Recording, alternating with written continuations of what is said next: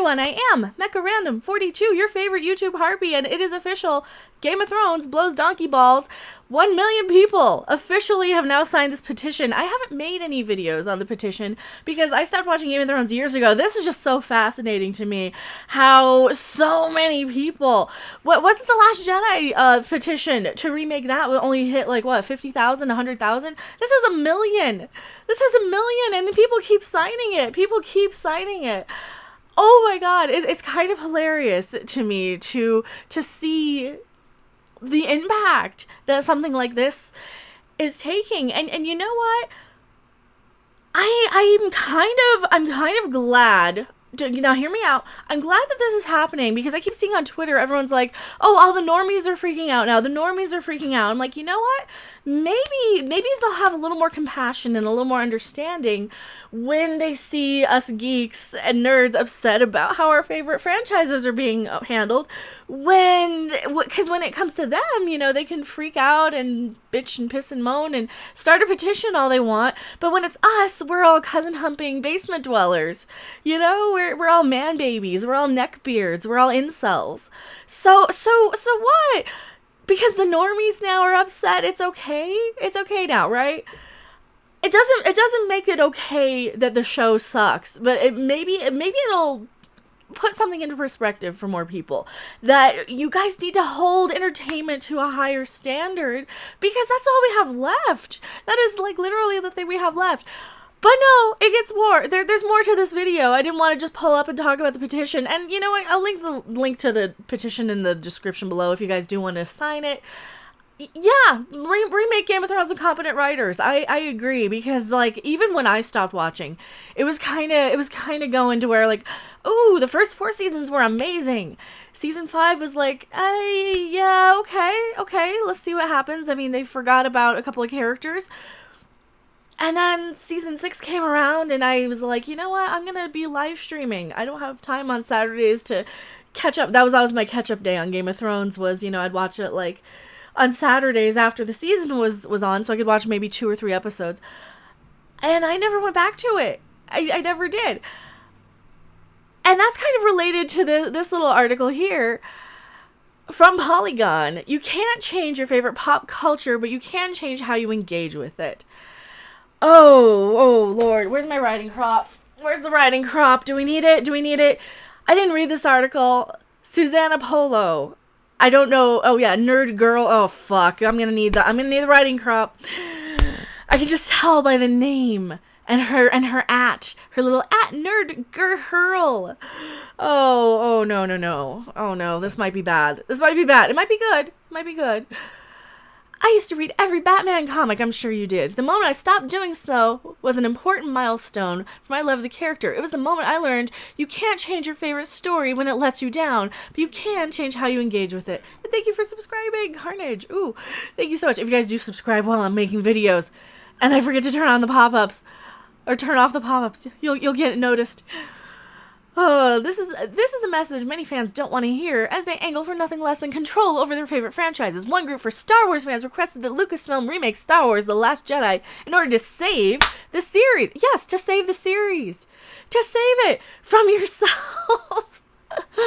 And this week, a group of Game of Thrones fans released a Change.org petition asking HBO to remake the final season of Game of Thrones with competent writers. It currently has 820,000. Oh, it's at 1 million now, sweetheart. It's at 1 million now. Oh, but a story is not a conversation. It's a statement. And there is a healthier way, healthier for our culture and healthier for you to react when you feel betrayed by something you love.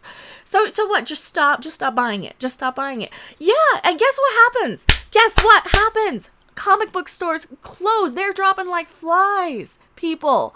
Because people are just not buying the product. That's the thing. Okay, yes, we can not buy a product for so long. And it doesn't change anything. I stopped watching Enterprise halfway through it, and it didn't fix it. It didn't fix anything. Had I been vocal on the message board saying, no, you promised us a prequel, give us the prequel that we wanted, give us the reason why the Klingons had flat heads, that's a completely different thing. That's Star Trek, and a lot of people probably are here for Game of Thrones. It's all related, though. It's all the same thing. It's all the same. We're all related. There was a time, a bit after I got out of college, the writer charting the direction of the Batman line made a number of decisions I didn't like. I could feel the heat rising in my face every time I read a new issue. Beloved characters were killed off while others were abandoned by the narrative for the sake of his new favorites. How dare he ignore years of characterization in favor of a take on the character I knew to be wrong?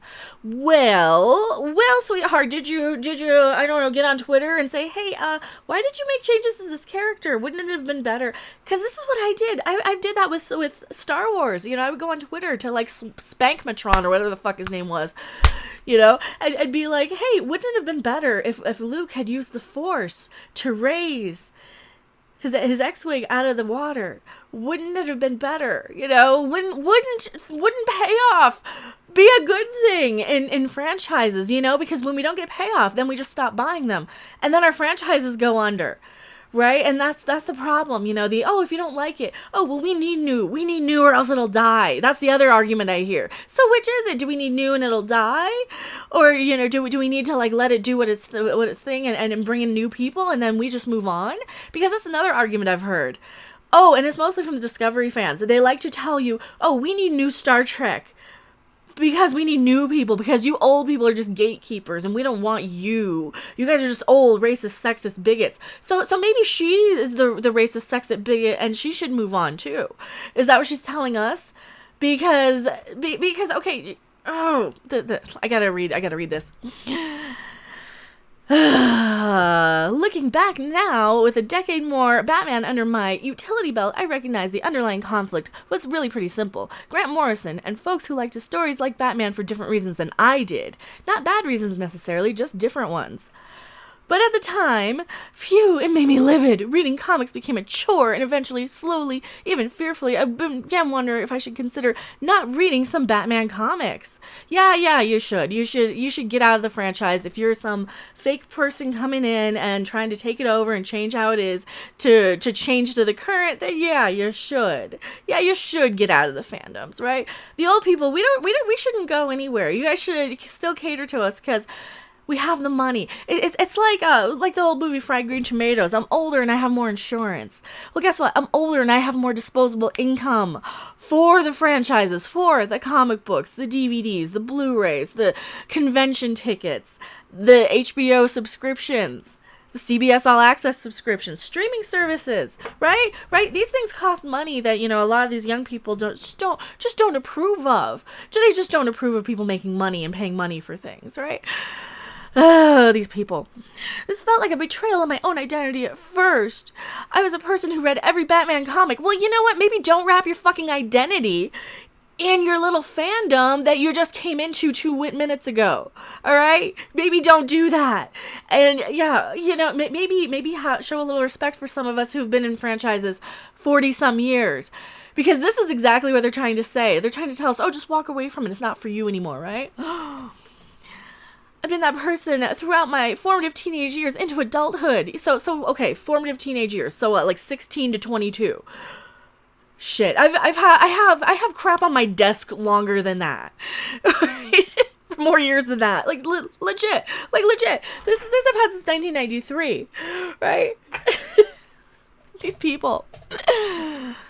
Knowing I knew I was going in every single Batman storyline was like a mental safety blanket. But it came with a hard truth that I yet to internalize. I didn't own Batman. I'd always known that in this literal legal sense, but I also had somewhat believed that my dedication to his stories meant that I was owed something, at least in some metaphorical way. The character was mine, and my feelings about each arc mattered in a way that transcended most of the fans. Those of most fans. Okay, this is a crazy person. We don't think we own Luke Skywalker, or Tyrion Lannister, or Daenerys Targaryen. We don't think that we own these people. We think that, hey, everybody, or like half of the people, look at Star Wars The Last Jedi, half of the fans did not like what they did with these characters. And this isn't about who owns the story. This isn't about the legal ownership of the story. This is about pissing off the majority of your customer base, or half of your customer base. And people can be vocal about that. If it's just one little idiot who's obsessed with Batman and has Batman on their Twitter handle and every other thing or whatever their obsession is, And they've been in the franchise for like 5 years, and they think that everything revolves around them, and those people need to go too. Those are the people that I just cannot stand. They get so butthurt if I say, oh no, I don't like something. They act like it's a personal attack. If I don't like something, it is not a personal attack unless you are so stupid that your entire identity is wrapped up in your fandom. Look at the shit I'm into. What direction do I have? What focus? You see Batman stuff, you see Mario stuff, you see Porgs, you see Furbies, you see Star Trek, you see Woodstock, you see music, you see cute plushies, you see 60s TV, you know, you got the I Dream of Jeannie stuff, you see Ren and Stimpy, you see Godzilla stuff. I like a lot of different things, alright? My identity isn't my fandom. Back to the article. I will get through it. That's a toxic attitude, and it's one that seems incredibly common in our current media landscape. Oh, then maybe you should just go into your little safe space if you can't stand any toxicity, any negativity. You know, that's the problem. That's the problem. The toxic attitude is the people who are obsessed with their little fandoms and so obsessed with their thing. Yeah, and it's okay to be upset that Game of Thrones sucks now. Perfectly okay. I'm with you guys on that. I'm with you. I was with you 2 years ago. I was let down, you know, a couple years ago, and I'm like, oh, season 5 isn't that good. And that's because I'm a stone cold, jaded, heartless bitch. This shit, loving something doesn't mean you own it. Yeah, if I'm paying for it though, I do have some ownership in it, and I vote with my dollar. The simple fact is true for dating, children, and media. That's not true. You do own. I own physical media. I own this movie. I can do whatever I want with it because I own it. I can't rewrite it. You know, I can't reproduce it, and I can't sell it to somebody else as my own property to like project on screen and make a profit from. But I could sell the physical DVD for like, you know, if I wanted to sell it for $20. Not that I ever would. Because it's pretty rare, and it's one of those movies that I really, really love. But these people. Creators owe the fans respect for the audience's emotional investment in the work. That is true. For example, it's a gouge for an artist to disparage their fans for being emotionally invested in fiction when the entire purpose of fiction has always been to create real emotions about fake things. Alright, are they actually saying something halfway intelligent in this article? That yeah, if you're obsessed with, if your entire, like the people on the Brie Larson fans, those people are so toxic. They will stalk you. There's like 5 of them or something, 5 or 10 of them on social media that will stalk every YouTuber who makes even one Brie Larson video. And they will stalk, harass, threaten. Oh my god, I've had to report and block so many of these people. It's just insane. And they keep coming back with new accounts because there's only like 5 of them. But they're obsessed. They're just insane, crazy people out there. Anything past that is icing. It might be financially advantageous for a creator to engage or respond to the audience. Doing so might be considered polite or good etiquette, but the interaction only has to flow one way. Expecting the creators to revise the work after it's released or even merely participate in the conversation after the work is a breach of the social contract. Oh, bull fucking shit. Like, you know what? If you question somebody saying, hey, why did you do this? As long as you're respectful. You know, you don't go to like Ryan Johnson and say, fuck you, suck a dick or anything. No, you just could say, hey, what was your, you know, actually just don't go to him. Don't interact with him.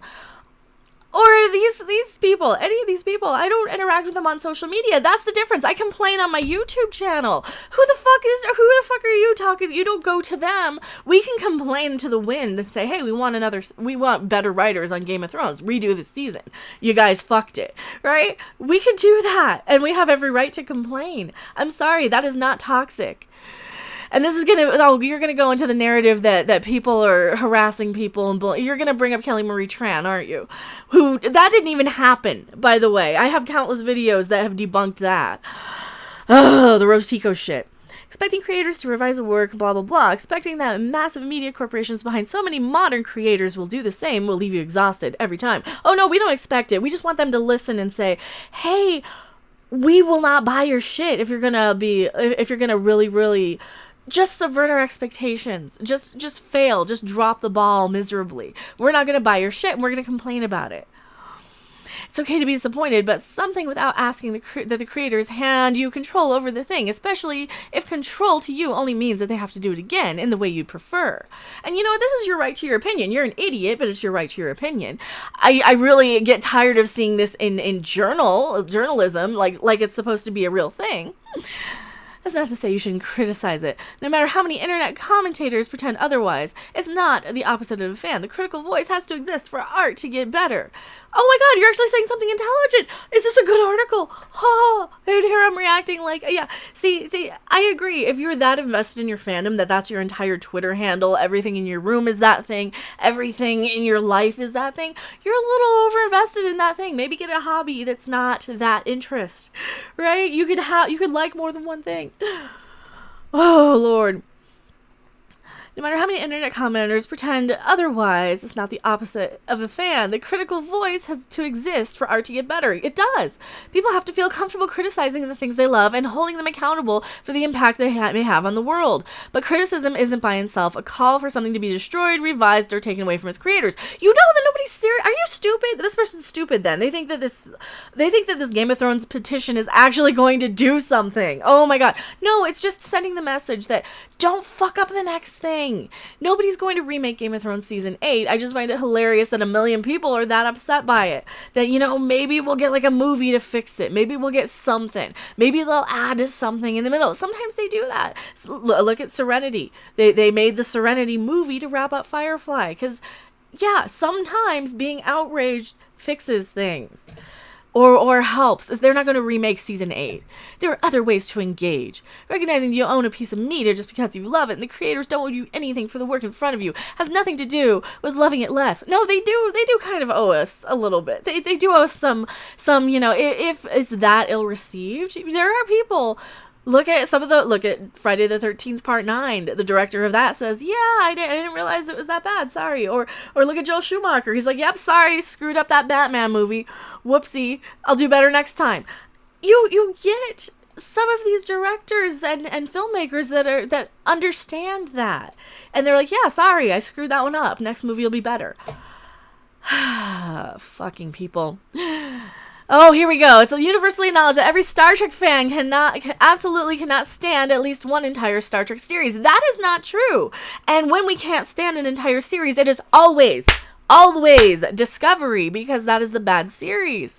Get that through your fucking head. Oh, I knew they were going to get into Star Trek on this one, because she seems like the type. But which one you despise is purely up to personal preference. No, it's not. The one that you despise is always going to be Discovery if you're a Star Trek fan, or all the rest if you're a Discovery fan. I mean, like 9 times out of 10. I know there's an exception. I know I'm going to get 1 or 2 people saying, oh, but I like all of it. I know. I get it. But for the majority of us, it's like 99 to 1. Superhero comics are proof you cannot keep an interconnected universe together for 50 plus years without alienating some of your audience at some point. Well, this is why you make new things. Make new things. Quit staying in the same little reboot, remake, rehash, reimagining, soft reboot. Oh, fuck me.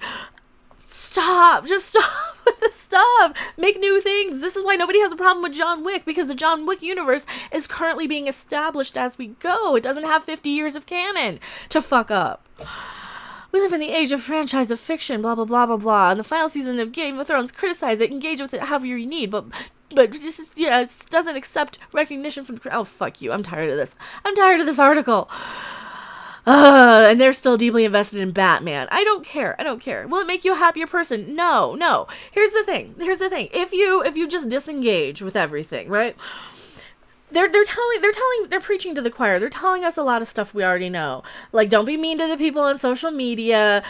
We get it, though. We know that this petition, this change.org petition for Game of Thrones, isn't going to make it be rebooted or remade, but it'll tell them a little something next time. It'll be like, hey, don't screw it up. Kind of keep in mind, have a plan, have something so your fans can be invested in it. Thank you guys so much for watching. I've blabbed long enough. This is probably way too long. I thought I was going to do a quick 5-minute video. I am Mecha Random 42, P.O. Box 1566, Loveland, Colorado 80539. You can find me on my channel, Twitch, Random Game User 42, Midnight's Edge After Dark, Creepy Little Book. I am pretty much on every channel all the time. I'm somewhere. I'm lurking. I am a robot. I never sleep. Thank you guys so much for watching. I will see you on the next video or live stream. Bye! Thanks for watching. If you liked it, make sure to hit that like button. And if you want to see more, don't forget to subscribe. See you in the next video. Bye!